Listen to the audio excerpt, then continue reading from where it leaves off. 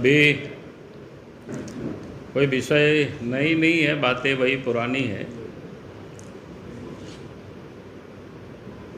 और उसी बात को लगता है कि आप सबके संज्ञान में लाना बहुत ज़रूरी है कि झारखंड में किस प्रकार से सरकार काम कर रही है और उस काम की जब वानगी आप उस पर गौर करेंगे तब ये समझ में आएगा कि झारखंड क्यों आज इतनी बदनाम हो गई है, या राज्य की जो कानून व्यवस्था है ये सब इतना क्यों बिगड़ गई है। तो इसलिए हमें लगा कि मैं आपके समक्ष आपके माध्यम से जनता के सामने मैं कुछ तथ्यों को सामने लाऊं ताकि राज्य की जनता को इस समझ में आवे कि आखिर ऐसा हो क्यों रहा है।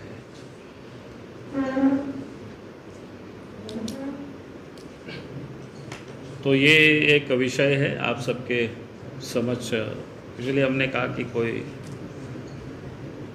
नई बात नहीं है। ऐसा आप सब लोगों को नहीं लगेगा कि बिल्कुल, कभी कभी प्रेस के मन में रहता है ना कि कोई शायद एकदम नई बातें होगी, लेकिन वैसा कुछ नहीं है। बातें सब वही पुरानी है, सिर्फ उसको आपके समक्ष पे रखने की कोशिश करो। उससे पहले आज देश के जो पहली आदिवासी महिला राष्ट्रपति पद की उन्होंने शपथ ली है, उसके लिए हमारी ओर से उनको बहुत बहुत बधाई है, बहुत बहुत शुभकामना है। क्योंकि झारखंड से उनका संबंध रहा, 6-6 वर्षों तक यहाँ राज्यपाल रही है, और जब कभी भी हम सब लोग उनसे मिलने के लिए समय मांगे तो उन्होंने सहज उपलब्ध रही। तो हमें पूरा विश्वास है कि देश के राष्ट्रपति पद पर रह कर के भी उसी प्रकार से जनता के सामने अपनी समस्याओं को लेकर के वो वैसे ही वो सुनते रहेगी और जन समस्याओं से वो जुड़े रहेगी, मुझे पूरा विश्वास है। क्योंकि 6 वर्षों का हमें झारखंड में उनसे जो अनुभव प्राप्त हुआ, इसलिए पहले तो आज 15वें राष्ट्रपति के रूप में उन्होंने शपथ ली है, उसके लिए झारखंड की ओर से बहुत बहुत बधाई। आज मैंने आप सबके समक्ष, आप सबको ध्यान में है कि 19-20 तारीख की घटना, तोपुदाना थाना की जो ओपी है वहाँ की जो घटना है, किस प्रकार से रात में वहाँ पर एक जो दरोगा थी संध्या टोपनो, जिसकी गौ तस्करों ने उसको बिल्कुल गाड़ी से कुचल कर उसको मार दिया।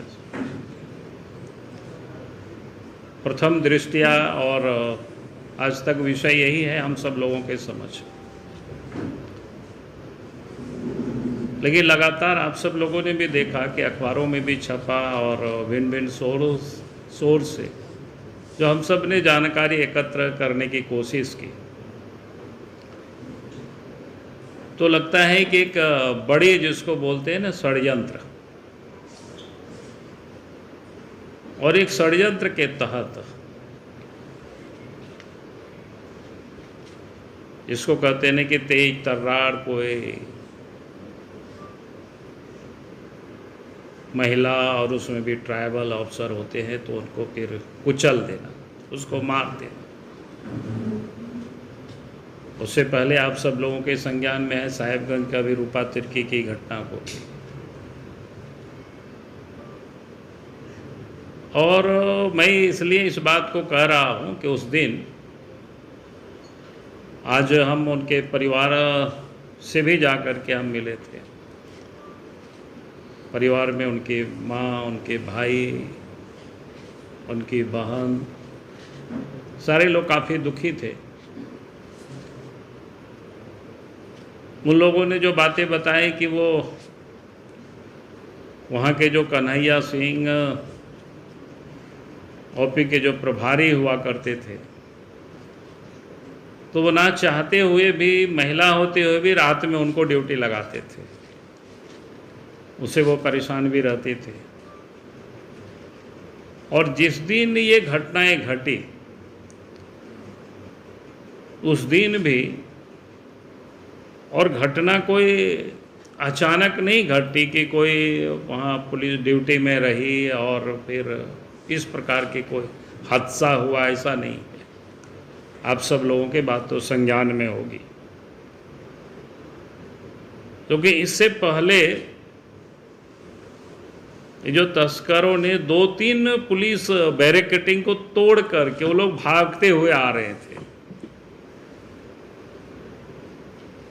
अब देखिए, जो पकड़ाए उन लोगों ने जो बयान दिया है, वो जो अखबारों में जो आया, उड़ीसा के पशु हाट से पशुओं को खरीद करके वो लोग ला रहे, तो सिमडेगा के रास्ते आते।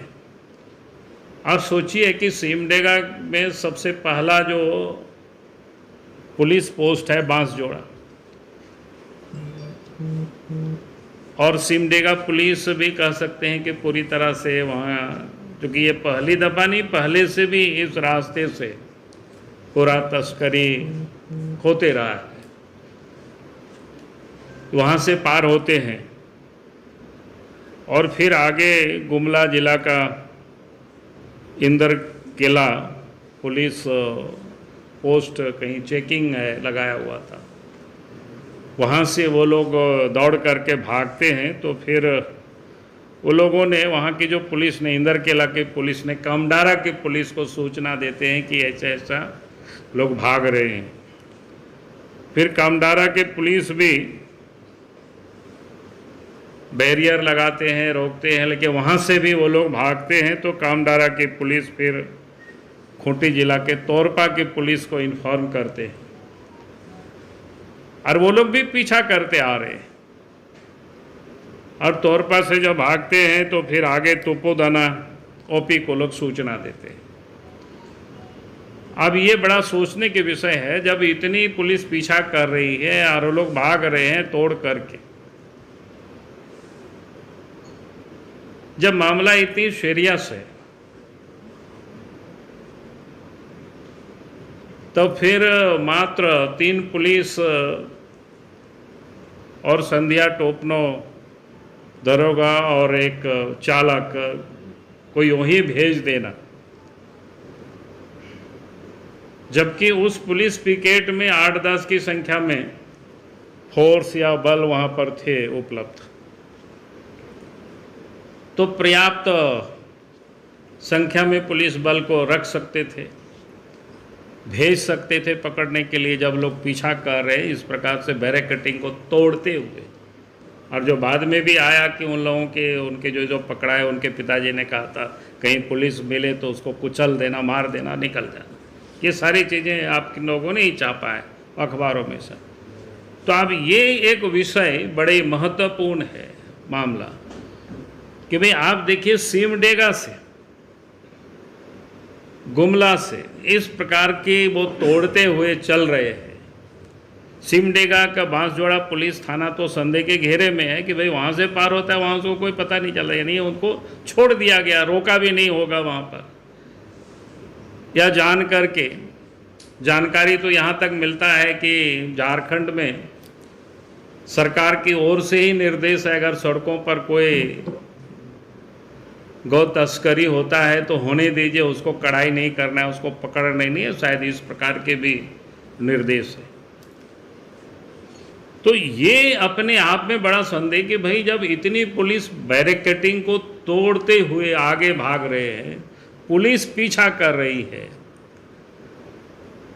और इसके बाद भी अगर पर्याप्त पुलिस बल नहीं दे रहे हैं,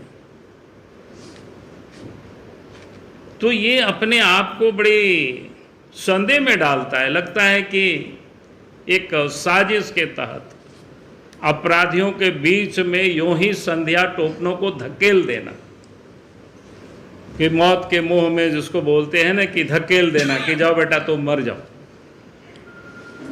तो ये बड़ी अपने आप में विषय है कि, और उसके बाद जो पीछा कर रहा था वही लोगों ने पकड़ा है अपराधियों को, जो पीछे से अभी तो शुरू ही किया है भाई। उसके बाद की जो आप सबको घटना है कि आज तक भी पता चला कि कन्हैया सिंह वहाँ से उनको सिर्फ लाइन हाजिर किया गया है, सस्पेंड तक नहीं किया गया है, जो हमने पता किया है। तो आप इसे समझ सकते हो कि भाई लाइन हाजिर करना कोई सज़ा नहीं होता है।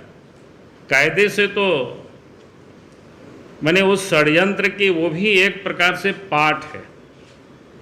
क्योंकि इसलिए मैं कह रहा हूँ कि उससे पहले भी अखबार में मैंने देखा कि तुपुदाना उसी ओपी क्षेत्र में क्या बोलते हैं, पहले गोकशी का भी आरोप लगा था और उसमें छापामारी हुई थी।